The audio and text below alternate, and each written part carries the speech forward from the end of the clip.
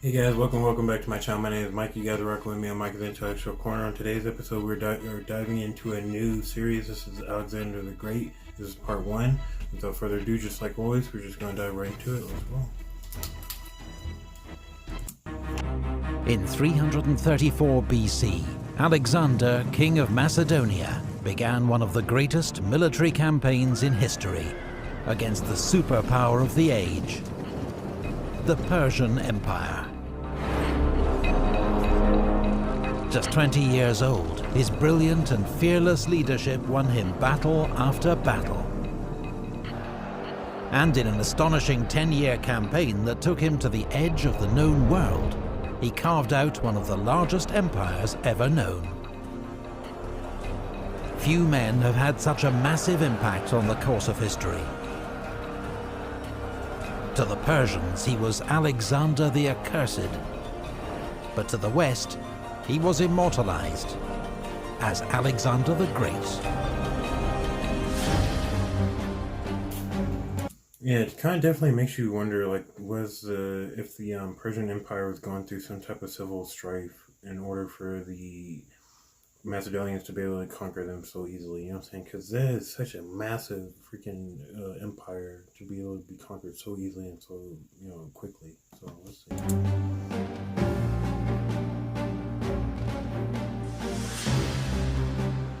Ancient Greece. From around 500 BC, this rugged land was the scene of remarkable developments in art, philosophy, and warfare.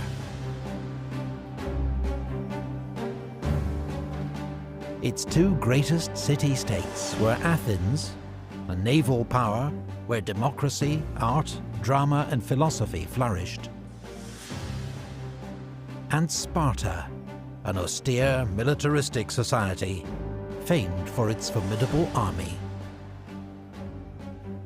In 480 BC, these two city-states had joined forces to fight an invasion by the mighty Persian Empire. At the narrow pass of Thermopylae, a small Greek force led by 300 Spartans held up the enormous Persian army for 3 days, before they were finally encircled and killed. Then, in the Straits of Salamis, the Greek fleet... It kind of makes me wonder, like, how Sparta and Athens and all the other Greek city-states were able to band together to defeat Persia. If it wasn't for the Peloponnesian War and them actually being able to set aside their differences and set aside their belief in a city-state, you know what I'm saying, instead of in trying to create a huge, empire and stuff, just like the rest of essentially the world, or, kind of somewhat around the world. Why not, do that, and then that way they could maybe have a chance against the Roman Empire whenever they came into play, but maybe that was one of the reasons why they fell to them so easily. But then, in the Straits of Salamis, the Greek fleet defeated the Persian navy. But they couldn't prevent the Persians burning the sacred temples of the Athenian Acropolis. The next year at Plataea, the Greeks won a decisive land battle against the Persians and forced them to abandon their invasion.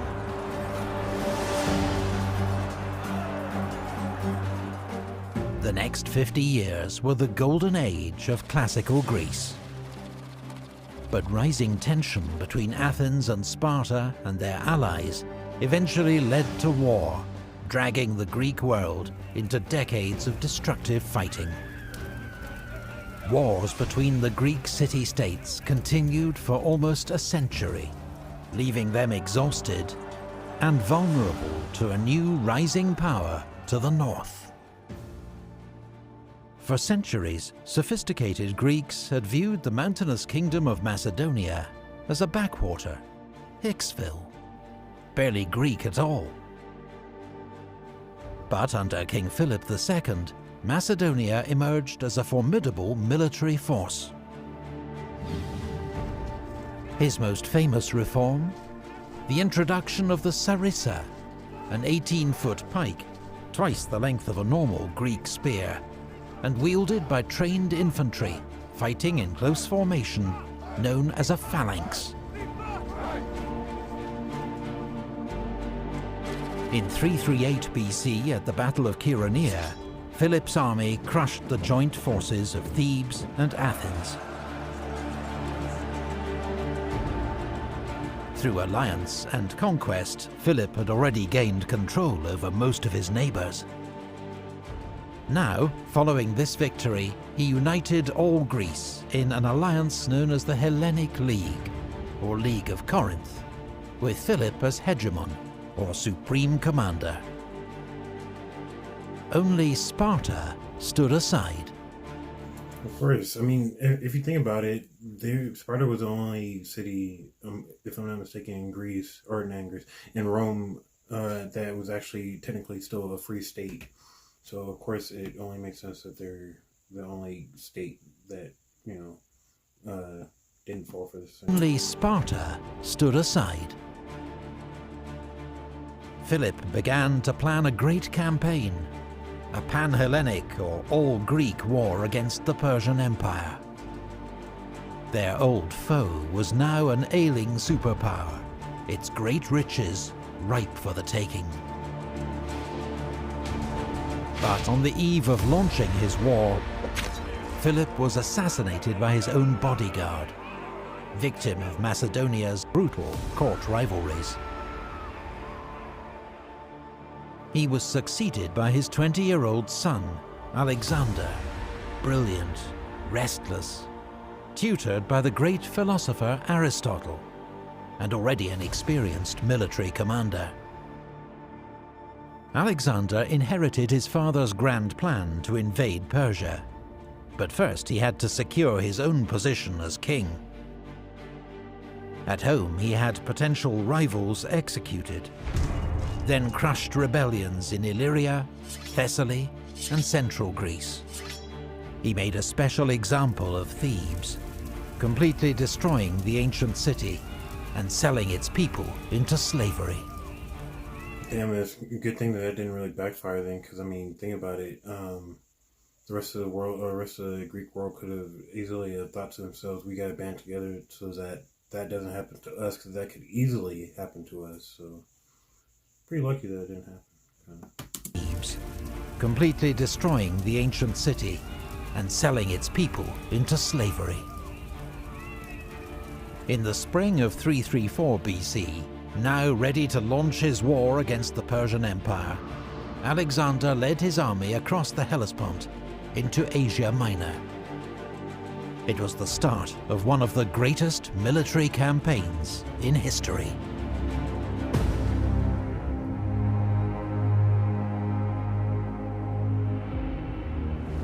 Alexander's army was about 40,000 strong, drawn from all parts of Greece. The infantry were commanded by the veteran Macedonian general Parmenion. In the front rank, 9,000 Macedonian phalangites, armed with the 18-foot sarissa.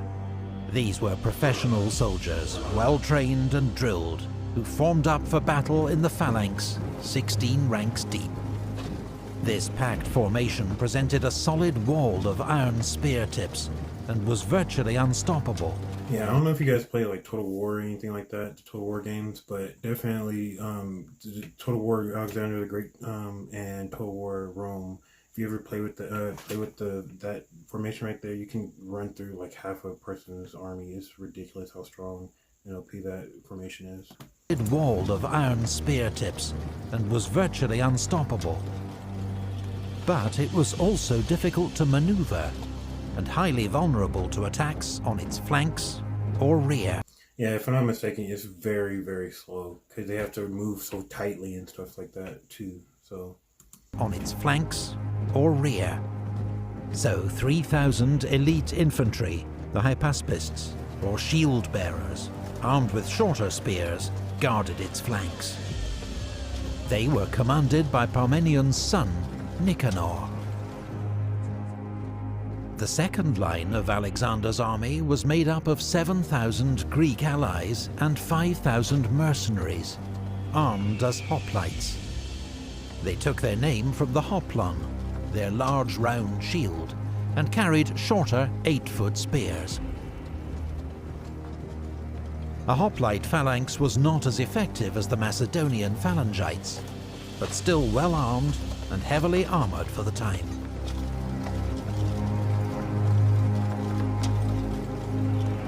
The Agrianes were the army's elite skirmishers, expert javelin throwers from what's now southern Bulgaria.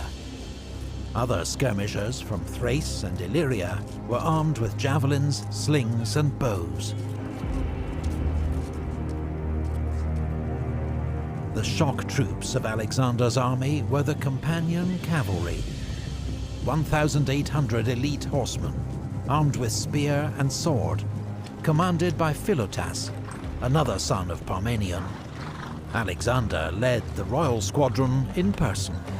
Yeah, if I'm not mistaken too, all these men are like the most loyal of all men of any army pretty much in history. Because if I'm not mistaken, in one of these battles, they don't even have to it's like during a siege, they don't even have to freaking really do anything.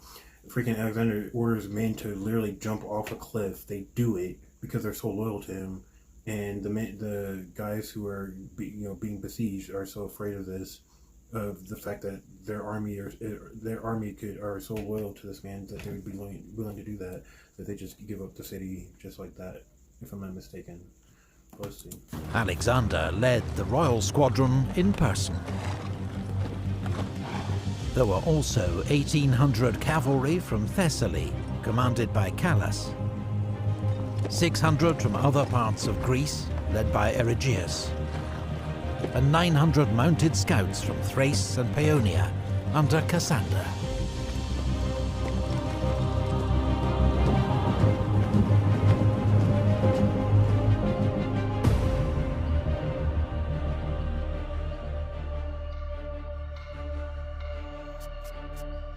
The great Persian Empire was divided into provinces, called satrapies. Each satrapy was ruled by a governor, or satrap. Those in Asia Minor, now threatened by Alexander's invasion, met to discuss strategy. Memnon of Rhodes, a skilled Greek general in Persian service, urged them to avoid battle with Alexander. Instead, he advised them to use a scorched earth strategy, to burn villages and crops and withdraw to the interior. Alexander's army, he promised, would quickly starve. It was good advice, but the satraps were unwilling to lay waste to their own provinces without a fight. So they decided to face Alexander's army at the river Granicus.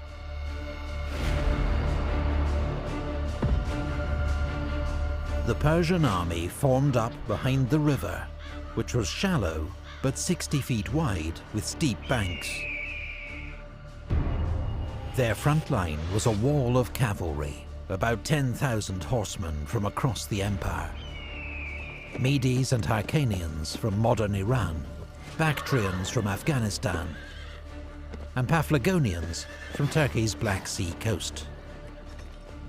Behind, in reserve, were the infantry, several thousand Greek mercenaries, a common sight in Persian armies at this time. These men fought for Persian gold, and were armed with the round shield and short spear of hoplites. The Persians may have been unsure if they could trust these men in combat against fellow Greeks, and so placed them at the rear.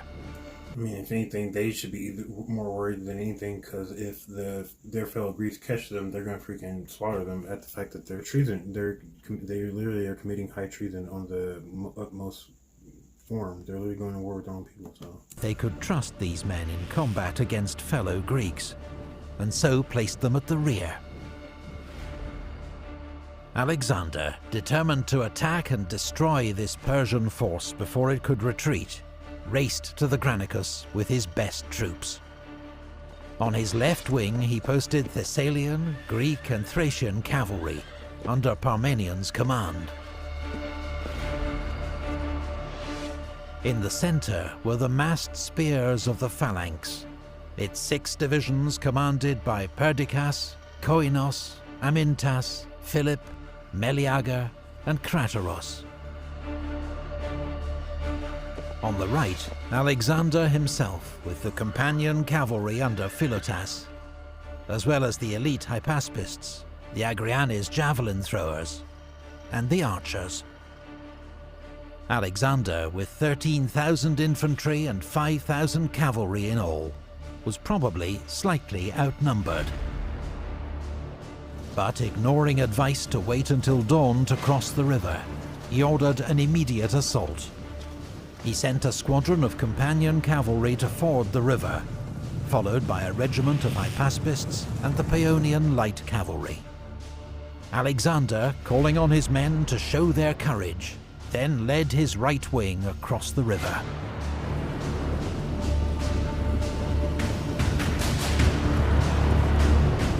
As they reached the middle of the river, the Greeks came under a hail of javelins, darts and arrows from the Persian line.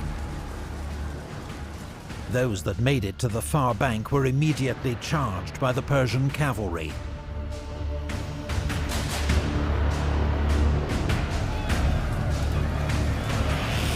Alexander was in the thick of the fighting. He attacked where the whole mass of their cavalry and leaders were stationed. Around him, a desperate conflict raged. Horses were jammed against horses, and men against men. If anything, they need to go ahead and use this opportunity as a diversion and get the rest of their men across this freaking 60 freaking foot lake before it's too late and they get overtaken. Raged. Horses were jammed against horses, and men against men. The Macedonians striving to drive the Persians away from the riverbank.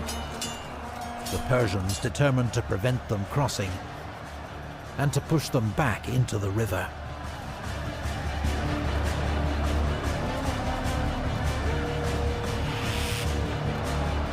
Alexander's attack seemed reckless, but he was buying time for the rest of his army to cross the river, including the irresistible Macedonian phalanx. Then, suddenly, Alexander was fighting for his life, charged by 2 Persian nobles. Rhoesaces rode up to Alexander and struck him on the head with his sword, breaking off a piece of his helmet. But the helmet broke the force of the blow, and Alexander struck him down with his lance. Then, from behind, Spithridates raised his sword against the king, but Black Clitus, son of Dropidas, anticipated his blow, struck his arm, and cut it off, sword and all. Yeah, something like straight from a movie. Like, you can't even make this type of stuff up. That's insane.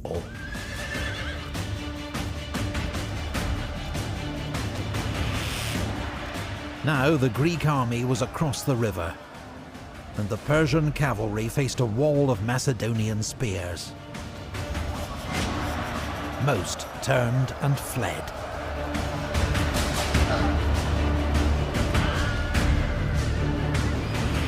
The speed and shock of Alexander's attack meant Persia's Greek mercenaries hadn't even had time to join the battle. Alexander, in a blood rage, or possibly regarding these Greeks as traitors, ignored their appeals for mercy. The mercenaries were surrounded on all sides and massacred.